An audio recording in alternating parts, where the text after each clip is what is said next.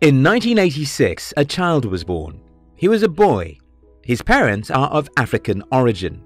His life took a dramatic turn for the worse when he started falling sick almost every 2 weeks. He suffered pain from sickle cell anemia, and to make matters worse, his poor parents were illiterates who couldn't afford to take him to a good hospital to know exactly what was wrong with him. Born into extreme poverty, in a remote village that seemed to be outside the planet Earth, with terrible rheumatism, this boy had no hope of ever raising his head in life. However, when he was around 17, he started reading books, and some of these books contained stories and biographies of individuals who had gone through terrible situations and despite that achieved greatness in life. The boy had a glimmer of hope. He believed that if certain people had been through similar situations like his and overcome all obstacles, he too could do it. That boy is me. I started life pretty rough, and I never knew I could survive my childhood.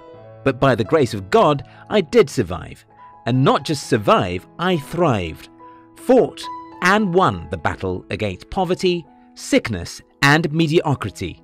One of the instruments God used in helping me overcome obstacles was through reading biographies. Biographies are the best books you can read because it's the stories of people. It contains their pains, problems, obstacles, and how they overcame them.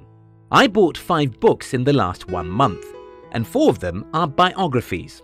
This tells you something. In today's video, I'm going to be sharing with you 9 biographies every entrepreneur should read. If you're new here, consider subscribing so you won't miss other interesting videos like this. Number 1. Biography of Henry Ford. Most people know his name. He was the guy who revolutionized the automobile industry, a billionaire and one of the richest people in the world. Well, there are quite a number of other things most people don't know about Henry Ford. Studying his biography, I was amazed by how crazy this man was. When Ford started his company, there were hundreds of automobile companies in America. Still, by the end of 1920, his company had become one of the most successful auto companies in the world. It wasn't easy for him. He worked like hell and failed like a stupid man. He raised capital and burnt it. He was rejected again and again. But he's of a determined spirit. Ford kept on looking for how to build a better business system, how to make his products better and cheaper. He would buy the cars from his competitors and drive them, take them to his factory and figure out what they were doing better than him. He would look for raw materials where no one was looking. Ford is a great motivation for anyone who wants to build something worthwhile. Number 2. Biography of Thomas Edison. Some people do not like Thomas Edison because they think he was dubious, a cheat, and evil. That may be right to some extent, but that is not my concern. As someone who wants to achieve greatness in life, your goal should be to learn what is good from those who have achieved greatness. I tell you honestly, almost everyone who has ever achieved success has some dirty side. This is because they are human.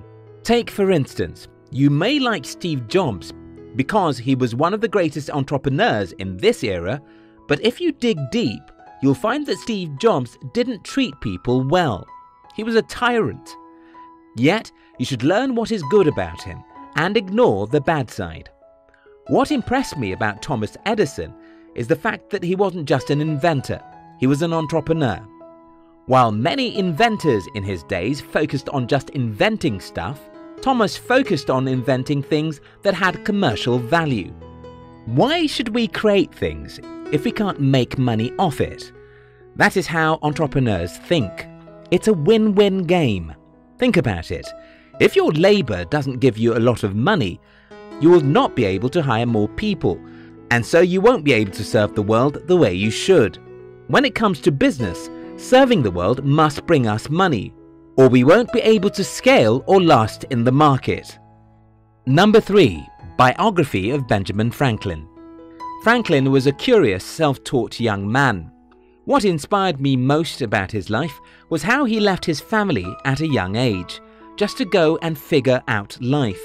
Franklin was a printing press entrepreneur, a scientist, an inventor, and a writer. Some people believe that he's the most versatile genius America ever produced. Number 4. Biography of Winston Churchill.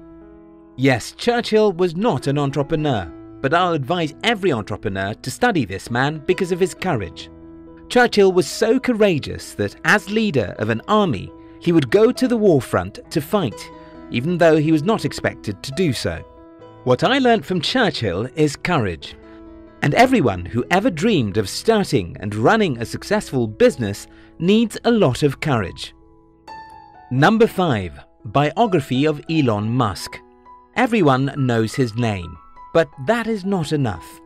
If you want to be successful in life, you won't just know people like Musk the way everyone else knows them. You will want to dig deeper. I'd love to know what makes a man who he is. I didn't just want to know Elon Musk as being the CEO of SpaceX, Tesla, and Boring Company.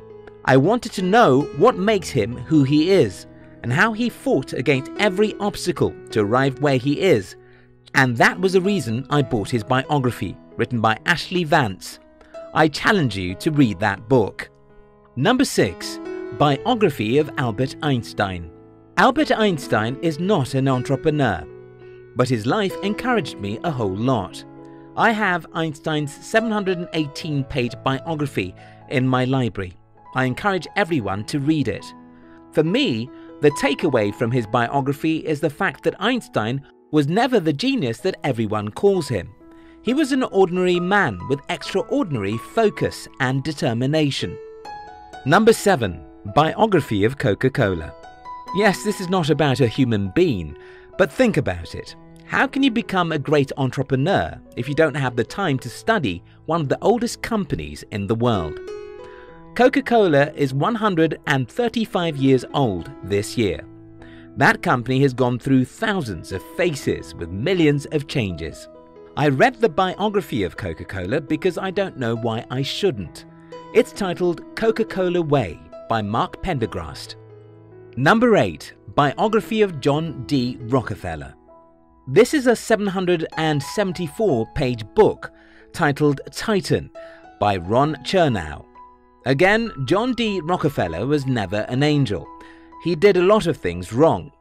Yet his life is worth studying because he did a lot of courageous, innovative, and great stuff too. Number 9. Biography of Steve Jobs. Well, if you want to be an entrepreneur at all, you would love to know some deep things about one of the craziest entrepreneurs that ever lived. He was a perfectionist, arrogant, rude, but at the same time, he believed in his capacity to change the world. And he did. In conclusion, I believe that you cannot become a successful entrepreneur if you're too lazy to study the lives of those who have built and created a visible legacy in the past. In my personal life, the more I studied the people who have achieved what I want to achieve, the more I think, act, and get the results they got. I hope this video helps you, and if you like it, kindly share with your friends, and don't forget to subscribe if you've not done so. We love you.